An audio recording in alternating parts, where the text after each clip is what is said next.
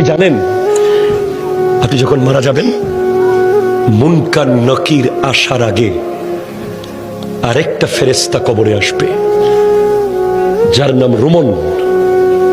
সে আপনাকে বসাবে, বলবে লেখো উকতুব আমালাক, তোমার ৬০ বছর কি কি করেছো প্রত্যেকটা মুহূর্ত লিখে দাও। ৭০ বছর যা যা করেছো সব লিখে দাও।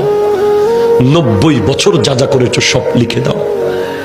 আপনি জীবনে একটা বাজারের লিস্ট লেখেন নাই, আপনি জীবনে একটা দোকানের হিসাব লেখেন নাই, আপনি ট্যালেন্ট ছাত্র ছিলেন, শুধু লিখতে বিরক্ত লাগে বলে আপনি ফার্স্ট ক্লাস পান নাই কলেজে ইউনিভার্সিটিতে। আপনাকে ৬০ বছরের লেখা লিখতে হবে। প্রশ্ন করবেন, এই ফেরেশতা কালি কোথায় পাবো এত? বলবে মুখের থুতুকে কালি বানাও। কলম কোথায় পাবো?